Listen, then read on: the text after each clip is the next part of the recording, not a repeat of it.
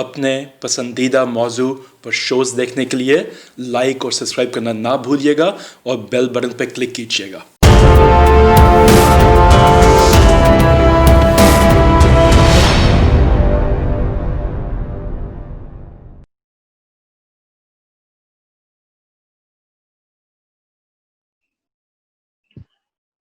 السلام علیکم ناظرین، حقائق ٹی وی پہ پروگرام حقائق احسان بٹالوی میں آپ کے ساتھ مصطفیٰ احسان۔ ناظرین، آج ہم بات کرنے جا رہے ہیں آزاد وطن ہائیڈرو پاور پلانٹ پر، اس پروجیکٹ پہ جس کی کل سائننگ ہوئی ہے۔ عمران خان خود وہاں، ہمارے پرائم منسٹر خود وہاں پریزنٹ بھی تھے، اور انہوں نے وہاں پہ جو اسپیچ دی ہے اس کی کچھ ہائی لائٹس جو ابھی آج ہمیں جوائن کیا محمد اشفاق حنیف صاحب نے، جو سعودی پاور میں سینئر پروجیکٹ مینیجر ہیں، ہمارے پروگرام میں پہلے شرکت کئی دفعہ کر چکے ہیں، اور انہوں نے کافی ان کی گہری نظر ہے پاور پلانٹس پہ، اس پورے سیکٹر پہ، not in the westernised world, نہ صرف پاکستان میں بلکہ مڈل ایسٹ میں بھی۔ تو ان کی نالج سے آج جو فائدہ اٹھا کہ ان سے پوچھیں گے کہ اس کی ڈیٹیلز کیا ہیں، اس سے پاکستان کو کیا فائدہ پہنچ رہا ہے، اور یہ اس ڈیم کی، کیونکہ اشفاق صاحب ہمارے پروگرام میں ایگزیکٹلی پہلے یہی بات ہائی لائٹ کر چکے ہیں کہ پاکستان کو ہائیڈرو پاور کی بہت ضرورت ہے، جو کہ پہلے نہیں لگ رہا تھا، تو ہم اس کی ڈیٹیلز میں بھی جائیں گے۔ تو اشفاق صاحب ہمیں جوائن کرنے کا بہت بہت شکریہ۔ تو آپ پہلے تو آپ کے ساتھ ڈسکشن میں آپ پہلے بتائیے کہ یہ اس کی ڈیٹیلز کیا ہیں اور اس سے پاکستان کو کیا فائدہ پہنچ سکتا ہے، پلیز۔ جی السلام علیکم، تھینک یو ویری مچ صاحب، مصطفیٰ احسان صاحب۔ ناظرین السلام علیکم، بسم اللہ الرحمن الرحیم۔ اچھا، جیسے کہ ہم نے پچھلے ایک کوہالہ کہ جب سیرمنی ہو رہی تھی اور اس پہ ہم نے ایک پروگرام کیا تھا، اس میں نے آپ کو یہ بتایا تھا کہ جو فیوچر میں پائپ لائن پہ جو پروجیکٹس ہیں ان میں ایک آزاد وطن پروجیکٹ بھی تھا۔ تو الحمدللہ اس کی بھی انوگریشن، کانٹریکٹ سائننگ جو سیرمنی ہے وہ ہو گئی ہے، کل ہی ہوئی ہے، اور پرائم منسٹر صاحب نے اس کو یعنی سائن کیا۔ اس کا یہ ہے کہ جیسے میں نے پہلے بھی ایک دو پروگرامز میں ذکر کیا تھا کہ ہائیڈرو پاور پروجیکٹس جتنے زیادہ سے زیادہ بنیں گے اتنا ہماری قوم کو فائدہ ہے۔ ایک تو کلین انرجی ہے، مطلب اس میں انوائرمنٹ فرینڈلی پروجیکٹس ہیں یہ، اور دوسرا یہ کہ انشاءاللہ یہ فیوچر میں پاکستان کے لیے اس طرح بھی بینیفٹ ہیں کہ ان کا بینیفٹ ہے کہ یہ چیپ انرجی جو ہے وہ پرووائڈ کریں گے۔ اس کی میں تھوڑی سی ٹیکنیکل ڈیٹیلز بتا دوں، اس کے بعد ہم اس کے جو کانٹریکٹس ہیں اس پہ ڈسکس کریں گے۔ اس کی ٹیکنیکل ڈیٹیلز کچھ اس طرح ہے کہ یہ جیلم ریور پہ اور یہ سنوتی ڈسٹرکٹ جو ہے اس کا آزاد کشمیر کا اس پہ ہے یہ آزاد وطن پروجیکٹ، اور اس میں جو یہ ایکچولی ایک رن آف ٹائپ پروجیکٹس ہیں۔ رن آف ٹائپ پروجیکٹس وہ ہوتے ہیں جن میں کوئی بہت بڑا ڈیم بنانے کی ضرورت نہیں پڑتی، ایک اسمال ڈیمز یا میڈیم ہائٹ ڈیم جو ہے وہ بنا لیتے ہیں، اور اس کے بعد وہاں سے ایک ٹنل نکال کے وہ ہم ذرا 2-3 کلومیٹر آگے تک لے جاتے ہیں۔ اور آپ کو پتہ ہے کہ یہ جتنا بھی ایریا ہے کشمیر کا یا NWFP کا، اس میں اسٹیپ سلوپس ہیں، یعنی وہ جو ہے نا پانی بہت تیزی کے ساتھ گرتا ہے، اور اس میں جب ہم 3-4 کلومیٹر آگے جاتے ہیں تو ایک اچھا خاصا ہیڈ جو ہے وہ ہمیں مل جاتا ہے۔ تو وہ ہیڈ جو ہے وہ ہم کریٹ کرتے ہیں through tunnels, not through the dam height. تو اس طرح وہ ہم ہیڈ کریٹ کر کے تو 3-4 کلومیٹر آگے جا کے ہم پاور ہاؤس لگاتے ہیں، اور اس سے جو ہے نا وہ اچھی خاصی وہاں تک پہنچتے پہنچتے پانی کی سپیڈ بہت زیادہ ہو جاتی ہے، اور اس سے ہم ٹربائن چلاتے ہیں، اور اس سے ہم جو ہے وہ جنریشن کرتے ہیں۔ تو یہ اس کو کہتے ہیں رن آف پروجیکٹ، یعنی اس میں ہم بہت بڑا ڈیم نہیں بنانا پڑتا، اور 90 میٹر ہائٹ ہے اس ڈیم کی، یہ کوئی ہنڈریڈز میں نہیں ہے، یہ صرف 90 میٹر ہائٹ ڈیم ہے، لیکن ایک ٹنل جو ہے وہ 4-5 کلومیٹر لمبی ایک ٹنل بنے گی، اور اس کے اینڈ پہ جا کے پھر پاور ہاؤس بنے گا۔ اچھا اشفاق صاحب، اس میں اشفاق صاحب کیونکہ یہ 4 ٹربائنس کا ہے، کیا بس تھوڑی سی ٹیکنیکل میں آپ سے بات پوچھ لوں میرے اپنے نالج کے لیے بھی، تو یہ اس میں کیونکہ اس میں 4 ٹربائن لگائے جا رہے ہیں، اس میں کیا ہر ٹربائن کی اپنی الگ ٹنل بنتی ہے یا ایک ہی ٹنل سب پاور کرتی ہے؟ جی نہیں، ایک ہی ٹنل ہوتی ہے، لیکن آگے جا کے اس کی برانچز ہو جاتی ہیں، پاور ہاؤس کے نزدیک جا کے اس کی 4 برانچز ہو جاتی ہیں، اور وہ 4 ٹربائنس کو علیحدہ جو ہے نا وہ فیڈ کرتی ہیں۔ ٹھیک ہے، تو اس کی 160 میگا واٹ کی ایچ ٹربائن ہے، اور 720 میگا واٹ تک ہم اس سے جو ہے وہ لیں گے الیکٹریسٹی۔ اس کی جو ٹوٹل کاسٹ ہے وہ تقریباً $1.52 بلین ہے، اور یہ ساری کی ساری انویسٹمنٹ جو ہے وہ چائنا سے آ رہی ہے۔ یہ جو کمپنی اس کو کرنے جا رہی ہے وہ ہے چائنا، ایکچولی ان کے نام بھی کافی مشکل ہے، گیزوبا گروپ آف کمپنیز ہے، یہ جو ہے کرنے جا رہے ہیں پروجیکٹ. اور وہ جو کوہالا پروجیکٹ کرنے چاہ رہے تھے وہ آپ کو پتا ہے کہ وہ چائنا 3 گارجس کمپنی تھی، وہ اس کے ساتھ معاہدہ ہوا تھا. تو یہ 2 ڈیفرنٹ کمپنیز ہیں، اور یہ بھی اچھی بات ہے کہ 2 ڈیفرنٹ کمپنیز کو یہ دیے گئے ہیں تاکہ ان کا آپس میں کچھ کمپٹیشن بھی ہوگا، اور اس کمپٹیشن میں جو ہے وہ ہر کوئی جلدی کنسٹرکشن سٹارٹ کرنے کی کوشش کرے گا، تاکہ جتنی جلدی پاور جو ہے وہ سٹارٹ ہو جاتی ہے وہاں سے جنریشن، تو اتنی جلدی اس کمپنی کی انکم سٹارٹ ہو جائے گی. تو یہ دونوں کمپنیز کے درمیان جو ہے وہ ایک قسم کا ایک کمپٹیشن ہوگا کہ کون جو ہے وہ اس پروجیکٹ کو پہلے کمپلیٹ کر لیتا ہے اور پاور جو ہے وہ جنریٹ کرنی شروع کر دیتا ہے. تو it's a very good step. دوسرا، جیسے آپ نے کہا کہ پرائم منسٹر صاحب نے کل اس کو انوگریٹ کرتے ہوئے ایک اسپیچ بھی کی، آپ کو پتا ہے، اور اس اسپیچ میں انہوں نے دوبارہ اس چیز کو دہرایا کہ وہ اب ان کی جو انرجی پالیسی ہوگی وہ ڈیپینڈ کرے گی ہائیڈرو پاور پروجیکٹس پہ. اور میرے خیال میں یہ بہت اچھی سوچ ہے، اور امن پاکستان کے فیوچر کے لیے یہ بہت اچھا ہے کہ ہم ہائیڈرو پاور انرجی کی طرف جائیں. ایک تو جیسے میں نے پہلے کہا کہ یہ کلین انرجی ہے، اور دوسرا یہ کہ یہ انشاءاللہ چیپ بھی پڑے گی. اچھا، اب آ جاتے ہیں اس کا جو کانٹریکٹ ہم نے سائن کیا ہے چائنا کے ساتھ، اس کے ٹیرفز کیا ہیں، اور وہ کب جو ہے وہ ہمیں بہت زیادہ سود مند شروع ہوگا دینا بجلی. اچھا، اس کے ٹیرف جو ہے وہ جو ڈیسائیڈ کیے گئے ہیں وہ تو اگر آپ ایوریج ٹیرف لیں تو وہ 7.1 سینٹ پر یونٹ جو ہے وہ پڑتا ہے 30 سال کے اوپر. آپ 30 سال کی بات کر رہے ہیں؟ 30 سال، جی، یہ 30 ایئرس کا پروجیکٹ ہے. اور اس میں جو پہلے 10 سال ہے وہ 8.13 سینٹ ہوگا اس کا ریٹ، اور اس کے بعد جو اگلے 20 سال ہے وہ 4.8 سینٹ پر یونٹ تک آ جائے گا اس کا جو ہے. تو اس کا مطلب یہ ہے کہ پہلے 10 سال تو ٹھیک ہے، وہ ہمیں تھوڑی سی بجلی مہنگی پڑے گی، لیکن اگلے 20 سال اس کی جو بجلی کافی ٹھیک ہو جائے گی، مطلب سستی ہو جائے گی، وہ چونکہ 4.8 سینٹ پر یونٹ ہو جائے گا. اور پھر 30 سال کے بعد یہ آلموسٹ فری ہو جائیں گے، کیونکہ یہ ہینڈ اوور گورنمنٹ کو کر دیں گے. اور اس کے بعد جو جنریشن ہوگی وہ آلموسٹ آپ کہہ لیں کہ مینٹیننس چارجز جو بھی اس کے ہوتے ہیں وہ اسی پہ جو ہے وہ رن کر رہا ہوتا ہے. اور وہ almost you can say it's almost free, یا 1 یا 1.5 روپے پر یونٹ کاسٹ پڑتی ہے ایسے پروجیکٹ کی، پر یونٹ کاسٹ پڑتی ہے جب 30 سال کے بعد. اور یہ ان کی لائف جو ہے وہ کم از کم لائف جو ہے وہ 60 ایئرز ہوتی ہے. تو اس کا مطلب ہے کہ آلموسٹ یعنی 30 سال 50 ایئرز اس کی 50% لائف کمپلیٹ ہو جائے گی، اور اس کے باقی 50% جو ہے وہ بہت ہی کم ریٹ پہ جو ہے وہ ہمیں یہ پروجیکٹ الیکٹریسٹی دے گا. تو اشفاق صاحب کیا اس کے ساتھ ساتھ اب ہمارے ناظرین کو یاد کرا سکتے ہیں کہ اس کے مقابلے میں جو پاور پلانٹس لگے ہیں ان کا، جہاں تک مجھے یاد پڑتا ہے، آپ نے بتایا تھا کہ انیشیل طور پہ ان کے ٹیرفز 12 سے 13 سینٹ کے قریب ہوتے ہیں. کیا یہ میری اسٹیٹمنٹ درست ہے؟ جی، جو شروع پہ جو ہمارے تھرمل پاور پلانٹس جو آئی پی پیز کے تھے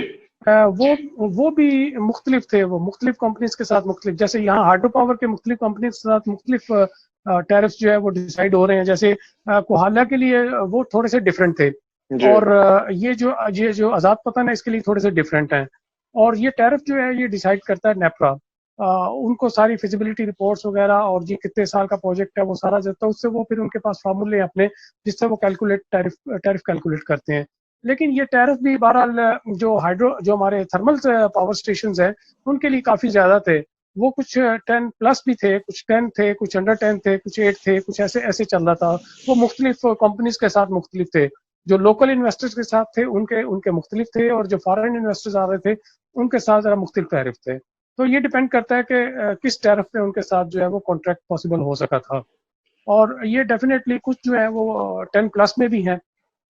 لیکن کچھ جو ہے وہ اکثریت ان کی جو ہے وہ 8 اور اراؤنڈ 8 ہے، 8 اور 9 کے درمیان، اور کچھ جو ہے وہ 8 سے تھوڑا سا لیس بھی ہیں.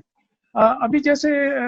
یہ جو پروجیکٹس ہیں ہائیڈرو پاور پروجیکٹس ہیں، یہ چونکہ انویسٹمنٹ کمپلیٹ انویسٹمنٹ جو ہے وہ چائنا کر رہا ہے، اس میں کوئی پاکستانی گورنمنٹ کو جو ہے وہ لون نہیں لینا پڑ رہا. ایکچولی لونز بھی آپ کو پتا ہے کہ وہ بعد میں لون جو ہے وہ پاکستان پہ جمع ہوتا رہتا ہے، اور وہ بعد میں اتارنا مشکل ہو جاتا ہے پاکستان سے. تو یہ اس طرح یہ اچھا پروجیکٹ ہے کہ یہ ٹوٹل انویسٹمنٹ جو ہے وہ چائنا سے آ رہی ہے، اور وہ ٹھیک ہے، وہ اس ٹیرف پہ جو ہے وہ بجلی پاکستان کو بیچیں گے، اور 30 ایئرس تک وہ بیچ کے جو بھی ان کو انکم ہوگی وہ لے جائیں گے, اور اس کے بعد یہ پاکستانی گورنمنٹ کے پاس جو ہے وہ پروجیکٹ ہینڈ اوور تو صاحب یہاں پہ جو سوال اٹھتا ہے, جس طرح ہماری پرانی حکومتیں جو اس ملک کو جھوٹ بول کے گئی ہیں باقاعدہ طور پہ کہ آپ کے سی پیک جو تھا سارا 62 بلین جو اب تک ہو چکا وہ ملک کے لیے انویسٹمنٹ تھی, لیکن ان لوگوں نے جو معاہدے سائن کیے تھے اس میں صاف لکھا ہوا تھا کہ اس کو کبھی ڈسکلوز نہیں کیا جائے گا. It turned out to be that وہ ہمارے ملک کے لیے قرضہ تھا, جبکہ اس پہ انویسٹمنٹ بولا جاتا رہ گیا عوام سے کئی سال اس بارے میں. تو میری تو واقع دلی یہ خواہش ہے پاکستانی کے لیے کہ یہ واقع انویسٹمنٹ ہی ہوگی. اس کے بعد میرا آپ سے ایک اور سوال بنتا ہے, ایک جو آپ خان صاحب کی تقریر کا ذکر کرتے ہیں ہمارے پرائم منسٹر کی, انہوں نے ایک چیز اس میں ذکر کیا تھا کہ اس میں امپورٹڈ فیولز استعمال نہیں ہوں گے. ٹھیک ہے, اس میں کیونکہ یہ ہائیڈرو پلانٹ ہے, اس میں کیا اس کے ٹیرفز کم ہونے کی وجہ یہ ہے یا اس کا اثر امپورٹڈ فیولز نہ ہونے کا وہ کنزیومر کو کیسے پڑتا ہے؟ جی امپورٹڈ فیول کا تو انہوں نے اس لیے ذکر کیا تھا کہ جو ظاہر ہے امپورٹ فیول بھی کرنا ہوتا ہے تو وہ اچھا خاصا مہنگا پڑتا ہے ہمیں, اور وہ پھر ظاہر ہے کنزیومر پہ ساری کاسٹ جو ہے اس کی آتی ہے, اور یہ تو فیول فری ہے, یعنی یہ تو پانی ایک قسم کا فیول ہے نا اس ٹربائن کے لیے, تو اس میں تو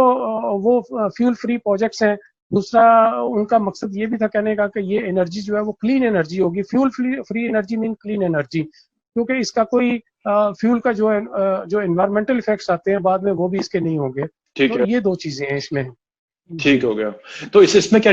ٹیرفز جو ہے وہ اس کے کہا جا رہا ہے کہ ہمارے ہائیڈرو پلانٹس میں سے اس کے ٹیرفز اس وقت سب سے کم ہے, کیا اس کی ایک وجہ یہ بھی ہے کہ اس میں fuel as a raw material استعمال نہیں کیا جا رہا؟ جی یہ بھی ایک وجہ ہے, اور دوسرا یہ کہ جو ہائیڈرو پاور پروجیکٹس ہیں, آپ ابھی جو موجودہ ہائیڈرو پاور پروجیکٹس بھی ہیں وہ ان کو دیکھیں, ان کی جو سب سے چیپ انرجی پاکستان میں مل رہی ہے وہ ہائیڈرو پاور پروجیکٹ سے مل رہی ہے. ٹھیک ہے, ایکچولی اگر آپ دیکھیں تو یہ ٹیرف بھی تھوڑے یعنی پلس سائڈ پہ ہیں, یعنی 8% ٹیرف جو ہے یا 7% ٹیرف جو ہے it's a quite high tariff for hydro electricity. لیکن چونکہ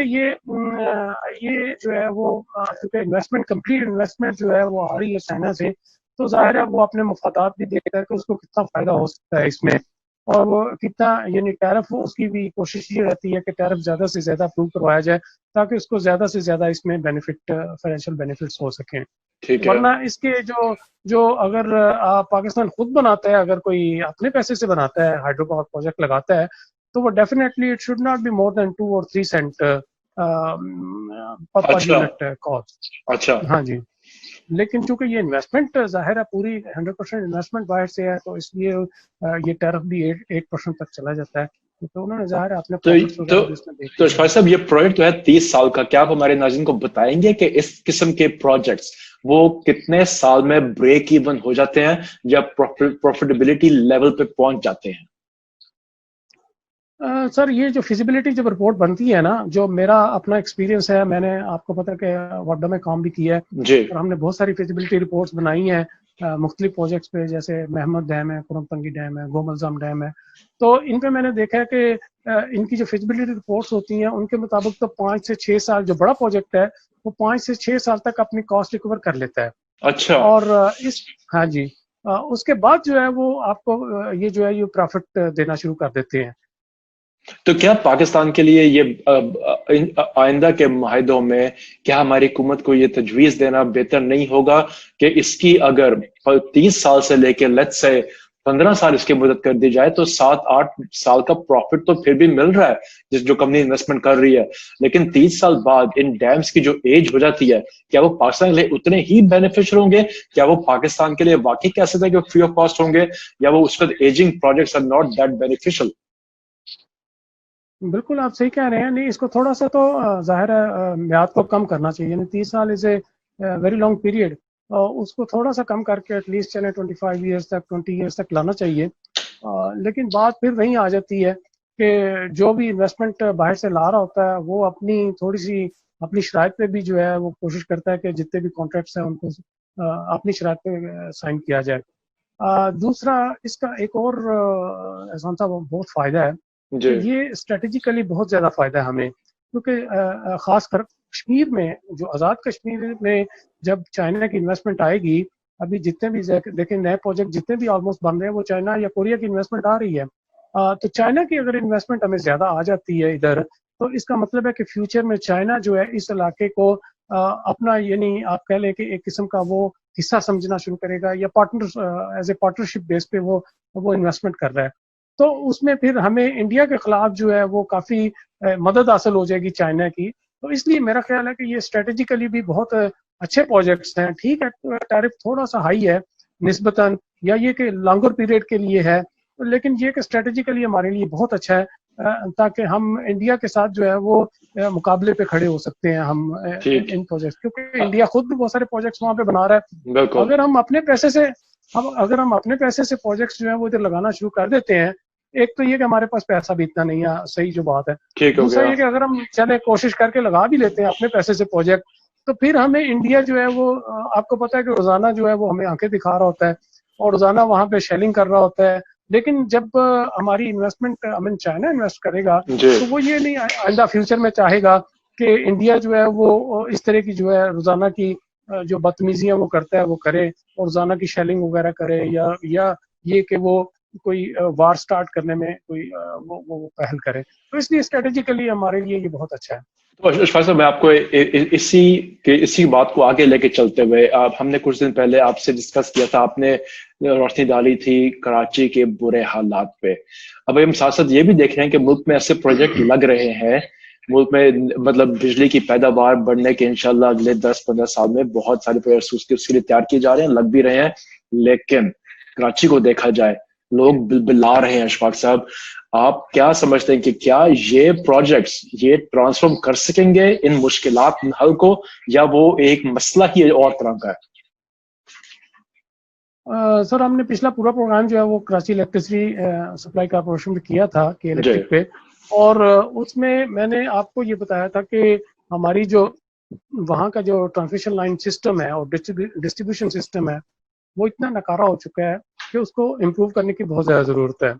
यानी मैंने आपको उस वक्त भी ये बताया था। आप ये जान के आप सब कलामी की माफी, आप ये जान के हैरान होंगे कि 2 दिन पहले मैं अखबार पढ़ रहा था और उसमें एग्जैक्टली किसी सियासतदान के यही अल्फाज लिखे हुए थे जो आप कई दिनों पहले हमारे प्रोग्राम पे कह चुके हैं कि इनकी ट्रांसमिशन लाइन्स बेहतर की जाए। मतलब इन लोगों को अब एहसास हो रहा है, जब इतने अवाम तंग आ गई, जो बातें आप पहले से जानते हैं एज इंजीनियर।